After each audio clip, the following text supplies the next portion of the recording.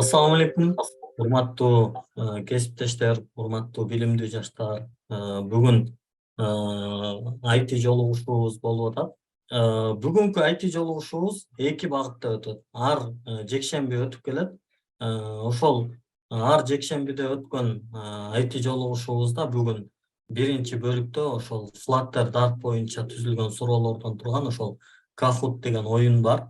Ошону ойнойбуз. Оюн абдан кызыктуу болот. Оюнду телефон менен ойнойсуздар, көргөнүн ошол ноутбуктан зумдан көрөсүздөр. Азыр классик модду баса берсеңиз, Багирежа, аны басканда үнүңүздү ачып коюңуз. Могул пин код чыгат. Мынакей, бул пин кодду азыр мен бул жака 540 42 37 деп жазып туруп, атымды жазсам, Турат деп жазсам, мен кирдим. Элиза кирди, азаматсыздар. Сонун ушундай кылып киресиздер. Биз сиздер киргенче күтөбүз. Бүгүнкү жолугушуу ошол эки багытта өтөт, абдан кызыктуу болот.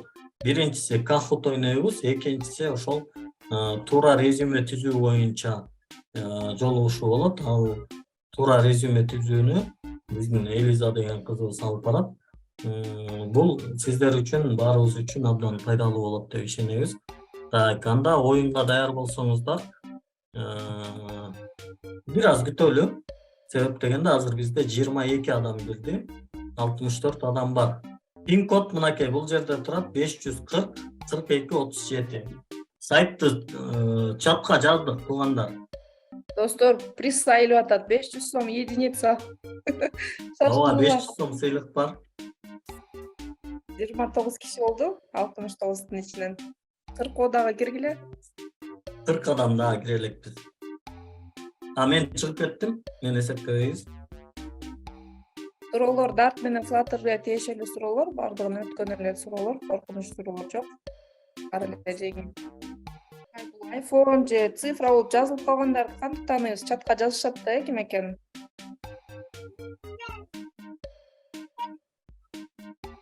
Ошолор биринчи орунду деле албайт. Чындап айтам, чын эле мындай. Ушул нерсени канчадан бери кашап келатабыз. Бир жерге адам өзүнүн атын жазыш керек.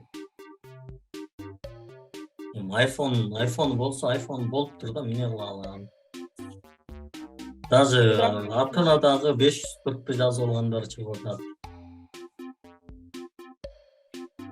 Телеграмга киргенде сөзсүз атыңарды жазсаңар.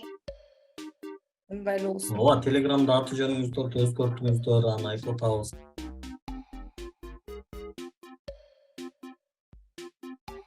Азыр мындай Kahootчу кийин жумушка орношуп калсаңар дагы ошо фирмалардан ушундайлар болуп калышы мүмкүн. Анткени кечке эле мындай однобокий, скучный, серый жумуштарды кылдыра бербей, компанияны, команданы бир ынтымак бекемдеш үчүн же бир кичине сергитиш үчүн же кызыктырыш үчүн ушундай оюндар болуп калышы мүмкүн да. Кийин анан окуп каласыңар ошол баштан өтүп. Сөзсүз, булардын баары мындай айтыга байланыштуу нерселер. IT'нин 36 болдук. Кудайга шүгүр, жарымынан өттү. Дагы кирчүлөр барбы? Орозумбет поднял руку дейт, суроосу барбы ага, э? Так. Хорошо, Орозумбет, сурооңузду сураңызчы, эмне болду?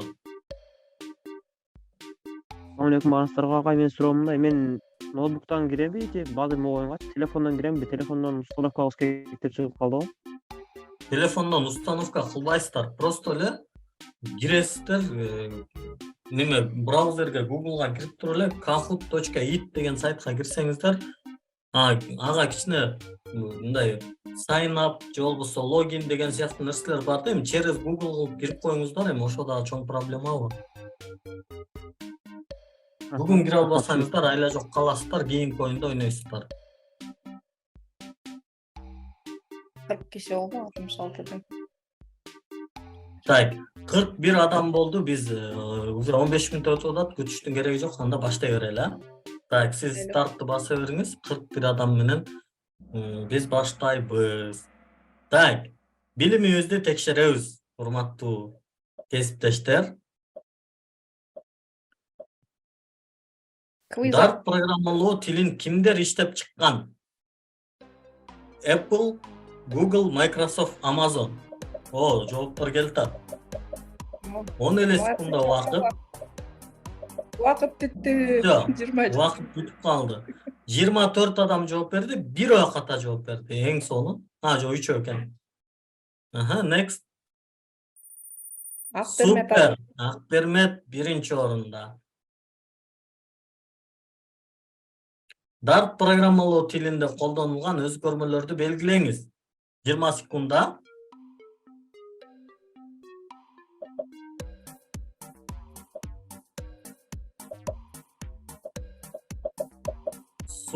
Супер.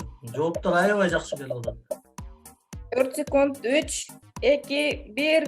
Токтоду. 39 адам жооп берди, 16сы жок.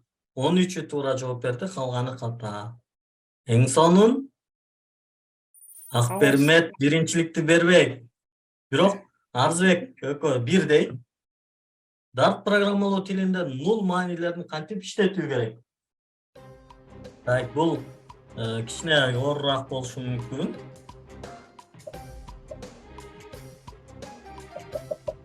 Келип атат жооптор 20 секунда. Дастан уже пин берилди. Код мына алдыда турат.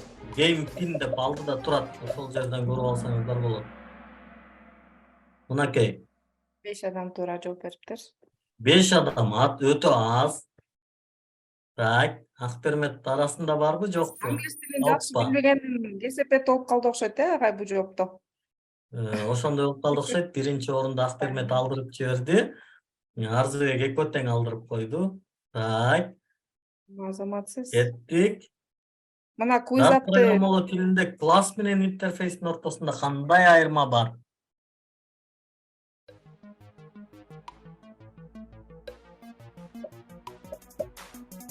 А, 20 секунда. Уже жооптор келип атат, азаматсыздар.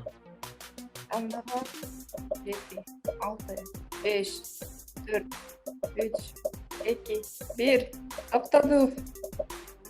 39 адам жооп берип жетишти. Эң сонун.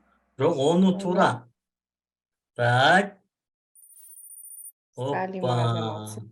Салима деген азамат экен. Тилек азамат. Таникей азамат. Биринчи орунга 500 сом байге бар. Dart программалоо тилинде кандай циклдар бар?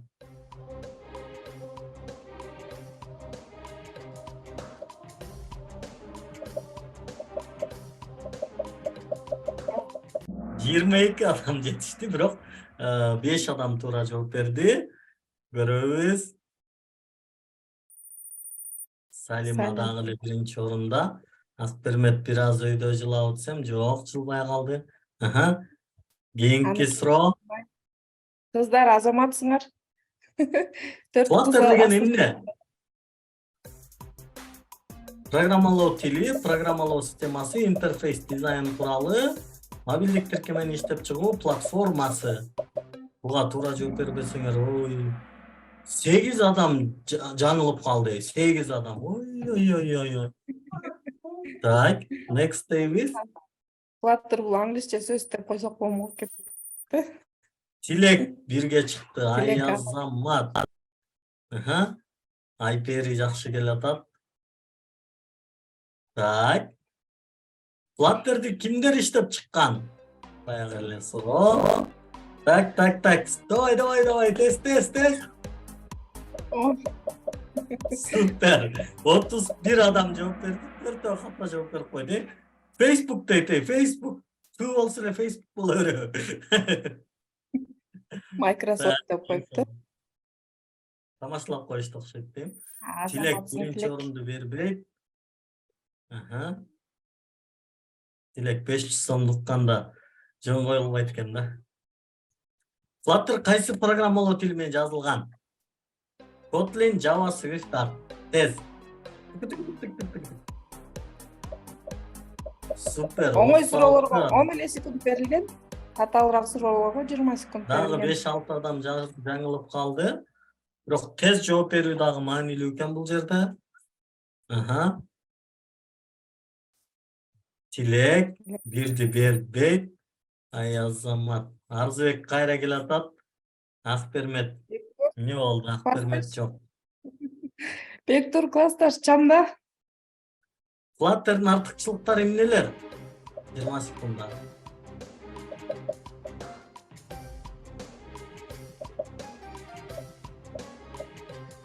Супер. Жооптор. 5, 4, 3, 2, 1. Токтоду. 41 жооп. Ого, 41 адам биринчи жолу, 23 адам туура жооп берди. Эң сонун. Арзыбек жетем дейт. Flutter'da колдонулган виджеттердин кандай түрлөрү бар? Белгилүүлөрүн айттык бул жерде. Суперсиңер. Оңой суроо болчу. 30 адам туура жооп берди. Өтө сонун.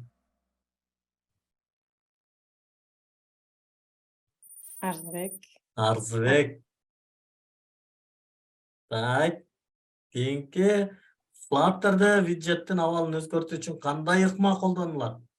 Виджеттин абалын өзгөртүү үчүн change state, update state, деген абал. өзгөртүү деген change да.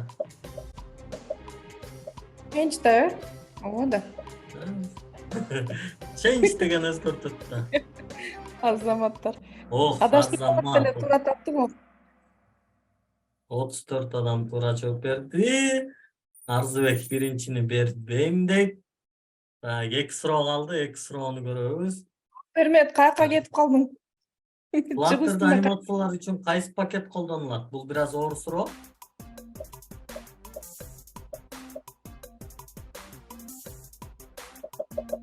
Бардыгы тең эле animation дейт. 6 адам туура жооп берди. Арзыбекти көрөбүз азыр, Арзыбекти. Арзыбек. Ой, бербейт экен го биринчиликти. Так. Акыркы суроо. HTTP сурамдары кайсы пакеттин жардамы менен жасалышы мүмкүн? Бул бардыгы билсе болот муну.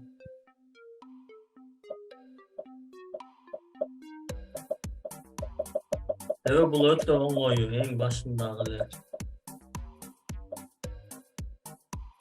40 адам жооп берип жетишет. 41, 42. Айген пакетти агай, айген пакетти кошпой коюп турсуз го. Айген пакет.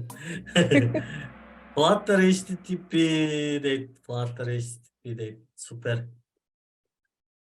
Dart HTTP дегендер да болуп калды. Так, 3-чү орунда ким? Гүлжамал дейт. Эң сонун. Маратбек дейт 2-чи орун. Арзыбек. Ой Азамат, Арзыбек. Өлтүрүк. Куттуктайбыз. Классташыңыз кыйын экен. Так. Эми мындай кылабыз туугандар. Азыр бул жерде Медар Карабаев виджеттер column row болчу го дейт. Жок, бул биз баягы основной эмне дейт, state management'терди сураганбыз. Ооба кичине суроодо мындай чаташтыруучу нерсе бар болчу. State management жагы болчу, ал кичине оорураак суроо. Ошон үчүн негизги state management'тер бул Flutter'да set state менен ошол stateful widget да. Ошол эки нерсе менен жазылат. Баарыңыздарды куттуктайбыз, эң сонун азаматсыздар. Баарыңыздарга рахмат оюнга келип катышып бергениңиздер үчүн. Азыраак катышып калдыңыздар. Kahoot'га кантип катышса болот? Google'дан, YouTube'дан карап издеп, үйрөнүп баштаңыздар. Катыша албай калгандарга айтып атам да, үйрөнүңүздөр. Эмкиде дагы ойнотобуз. Арзыбек мырза, куттуктайбыз. Биринчи орунду алышыңыз менен сизге 500 сом акчалай сыйлык. Картаңызга которуп койсом болот. Арзыбек студент да. Студент үчүн 500 сом жакшы эле акча болуп калат. Менет менен акыл менен тапкан биринчи рызкың, биринчи зарплатам. Кудай буюрса эми Арзыбек Flutter заказдарды алып иштеп, чоң компанияларда иштеп, ошо менен дагы көп мындай көп акчаларды таап, өлкөбүздүн өнүгүүсүнө бир салымы болгон, жардамы тийген эң мыкты жигит болсун. Биздин ошондой каалоо тилектер. Эми анда оюнду жыйынтыктайбыз. Бүгүнкү IT жолугушуунун